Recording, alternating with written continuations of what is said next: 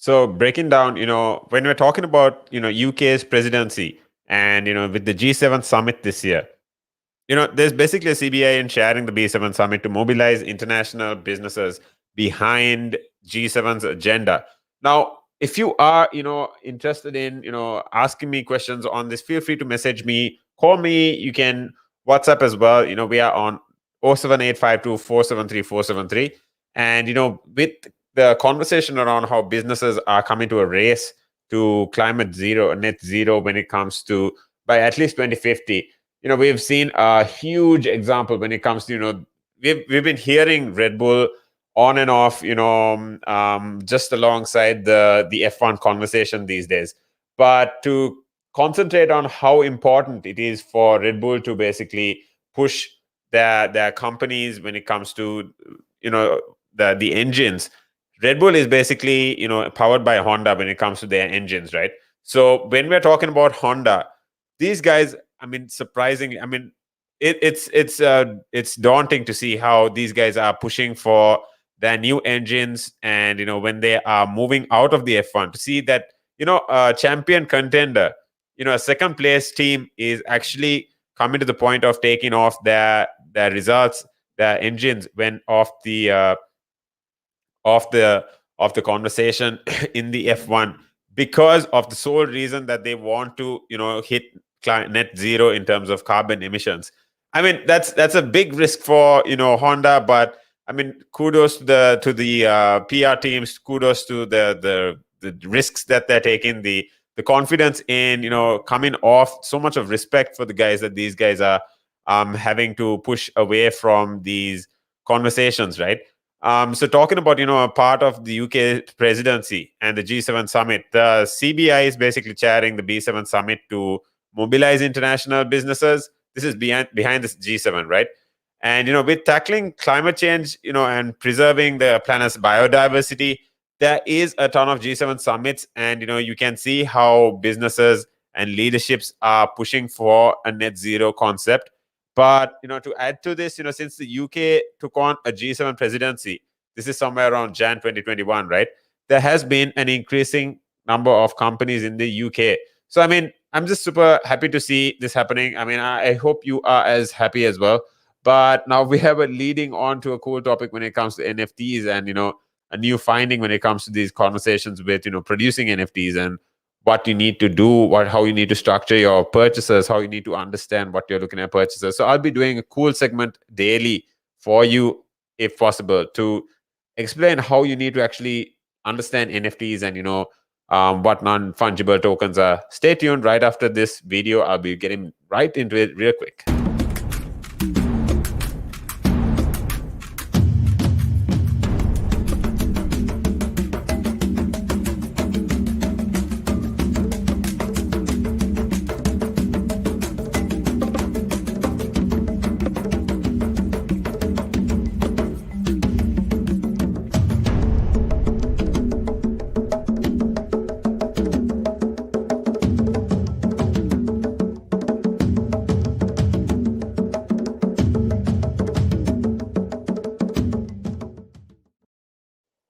So coming back into the conversation around NFTs and what these guys are bringing in terms of value. Now, if you, like I said, if you are a fan of the NBA, if you are a fan of MMA, you need to understand that this is a new channel for you to keep your eyes on, because when it comes to the topics with NFTs, with with, let's say, if it's Giannis Antetokounmpo, if it is people like LeBron James, if it is people like Michael Jordan. Now, when I come to these highlights, we are talking player stats, we are talking highlight descriptions, player descriptions. Now, we know a cool concept under the conversations where, this is just my prediction, but when it comes to the biggest highlights ever, right? I'm assuming it'll come to the point where someone like Michael Jordan hit that game winner in Chicago Bulls, right?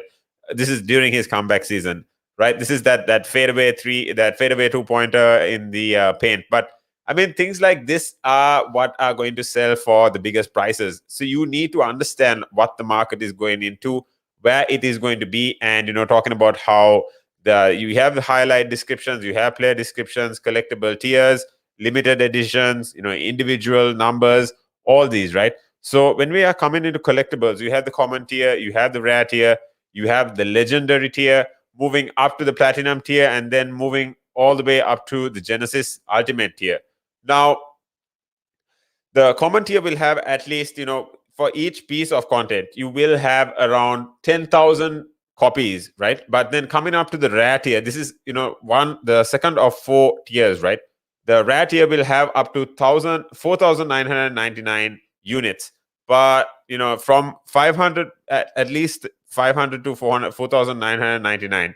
Now, these are limited editions, so these can actually appreciate in time. Now, coming up above from there, it is, you have the conversation with the conversation where, when it comes to the loading, legendary tiers all the way up to 499 units. And then apart from that, you have the ultimate tier. There's only 3 of these units, right? And when it comes to these 3 units, the Genesis Ultimate tier has only 1 of these units. So these are limiting these in terms of numbers. These are, talking about the authenticity. And then, when you're talking about LeBron James, you are talking about people like, the 1 out of 50, 2350. Because, when it comes to these shots, each limited edition collectible is marked at creation with a unique, serial number. And with these serial numbers, you have, there its particular owner. Now, this is, what these guys do behind the scenes. This is what these guys do behind the concentration around labeling these, and then coming to a point where you have the NBA and the NBA, the history of each moment, verified through the chain. These are, concentration points that you need to, rotate your company around, and then what to do with the moment. Now, what you can do with the moment is, you can make a series, you can make an open close set. Now, these are super cool, right? So what you need to understand is that it doesn't stop there. You actually go into a point where, now I'm talking about a series, right? And when I'm talking about a series, you need to have challenge rewards. But the first thing you can do is, put together a collection. That is an amazing achievement. And one way to start building a collection is by targeting specific sets. Now, a set is a curated theme of group of moments, and these share some common characteristics. Moments in set share these share the same collectible tier. A series will basically have multiple moments that are set to belonging in a specific series, which corresponds to milestones, NBA year, the series 1 run of NBA Top Shot until the start of the NBA season, right? And when it comes to the moments from 2019 to 2020, once the series ends, all sets in that series will close. So this is what you have with one series. But then the other is open and close set. If a set is open, again, you have the new players that may be added to the set over time. This means if you have even 10 out of 10 moments, that set one example, you have the 10 out of 20 moments in the set. When a set is closed, you have no new players that may be added. If you focus on completing a closed set, you might not compete with these remaining or shots completed forever.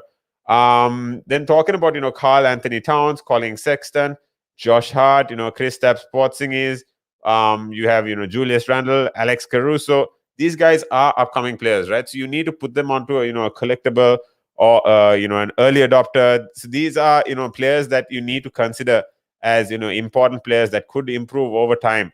Now if you're talking about people like Zion, Luca, if you're talking about people like Melo, these guys are definitely going to come up. But these are, I'd say, late boomers. If you're talking about Josh Hart, Chris Porzingis, Alex Caruso, Julius Randles, and even THT, right? So when it comes to these, you have each set that is concentrated with 4 different collectible tiers.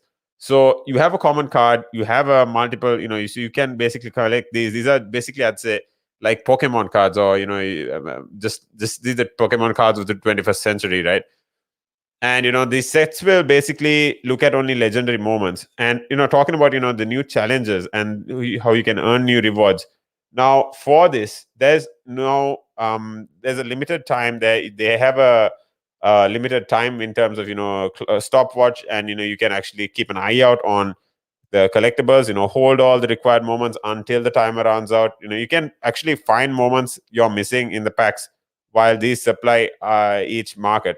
Now the star icon has a position into where they talk about these moments, and when it comes to scarce other resources, your fandoms are where you prove you're the goat. You actually have a selected top amount of top moments. You showcase your products. You can share these with your friends. And when I'm talking about friends, you can trade moments with your friends around the world in minutes, right? And this is all thanks to the blockchain. But you can securely transfer ownership of a moment to anyone at any time. So you can basically gift these as well. So now, being the number one fan, you can boost your ballot status. The teams can actually gift you for having being a particular position. They can probably give you team tickets. They can probably give you a meet and greet session with the team. But how do you stack up? You have a street ball, you have a rook, you have rising star, vet, and elite points. So with these you actually earn points. So now you talk about your favorite team, you talk about your favorite player, and this is how you actually get in. You actually talk about multiple people pushing for concentration in the lines of what your collection is like, or what you're actually doing, right? So I'm actually going to talk to you about more concentration when it comes to the NFT market, and when it comes to the concentration around what you can do. The UFC is actually pushing far way longer into this concentration, right? So what I'm going to do is tomorrow I've got a cool conversation with Chris Jones talking to you about how to run a startup, and financial considerations you need to make when it comes to the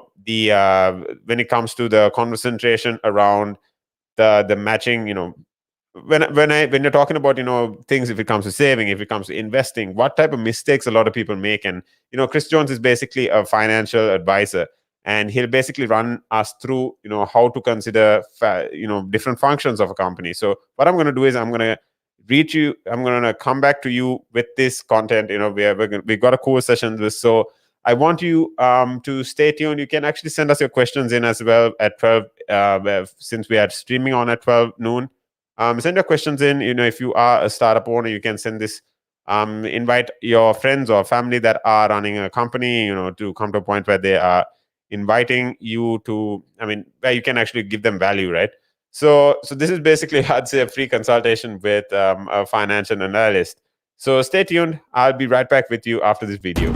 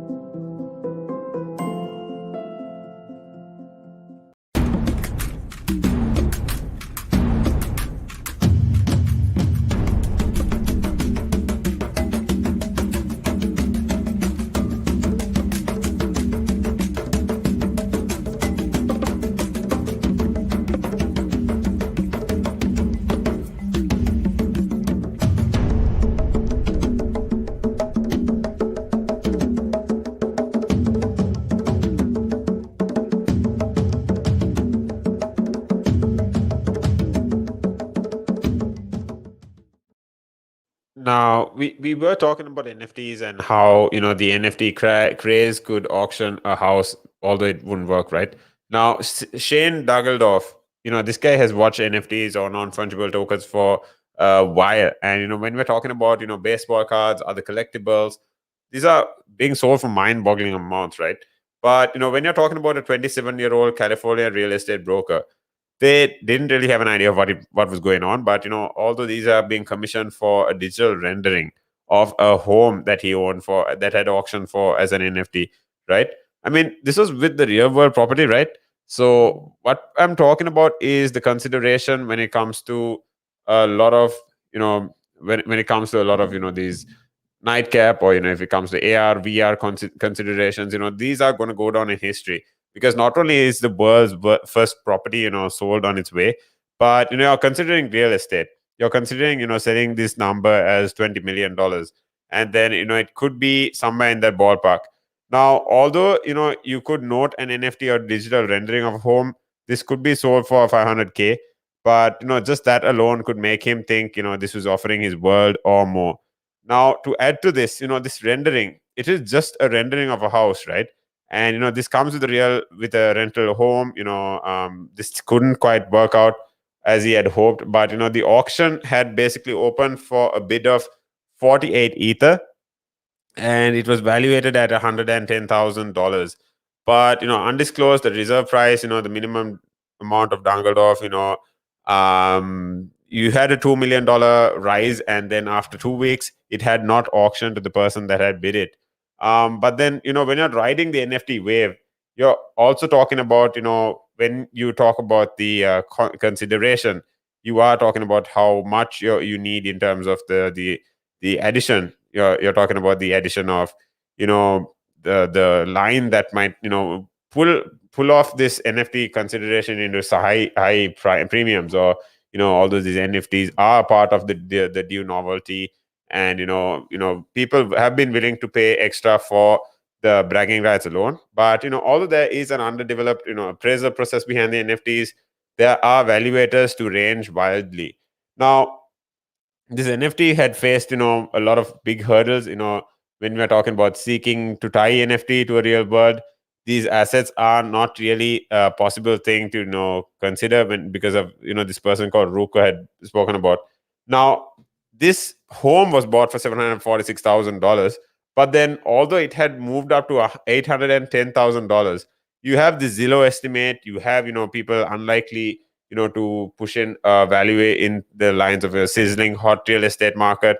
But then, although real estate, consideration, these prices would have moved to an NFT process. And, talking about the market, if it is frosty right now, the goal isn't the fact that goal isn't to really push for new technology, right? It is to understand how far this can go, and understand what technology can be integrated with all this, with different industries. So when you're talking about different means or utilities, I mean, we are considering different premiums that don't have other values, right? Because another hurdle potential buyers of this NFT might have is the fact that you're colliding two industries together. Now, a big challenge for this might be in the lines of two worlds, investing for Dungeldorf, and then when it comes to offerings of a new buyer, you are looking at equality, and then understanding cryptocurrencies. You're looking at NFTs, and then, I mean, even if it comes to the real estate market, you can consider running a different, different property, multiple properties actually, and then branding yourself as an NFT creator when it comes to these AR or VR renders. Now, attaching a house that comes in the real world of this, it adds value. So, I mean, in the lines of maintenance, in the lines of taxes, tenants, to an NFT is a whole different story. But there's a lot of standard listing. What about a 20 million sale that you're looking at hoping for? If you are hoping for this, you could frenzy in the lines of being the world's first, or being limited to crypto buyers. If you are shutting off a portion of the real estate market, these are other topics that you might need to consider. So, I mean, now I've got a lot of conversation. We've got a couple of questions that have lined up into tomorrow's topic with with our investment advisor. But before that, I just remind you that you can actually hit us up on 07852 473 473. That is the Relax Radio number. You can also call us. You can WhatsApp us. You can hit us up on Facebook, Instagram, Twitter, YouTube as well, and let us know what your take is on these topics. Let us know what your questions are for tomorrow's show. By the way, feel free to always reach out. We are with you 24/7, 365. Good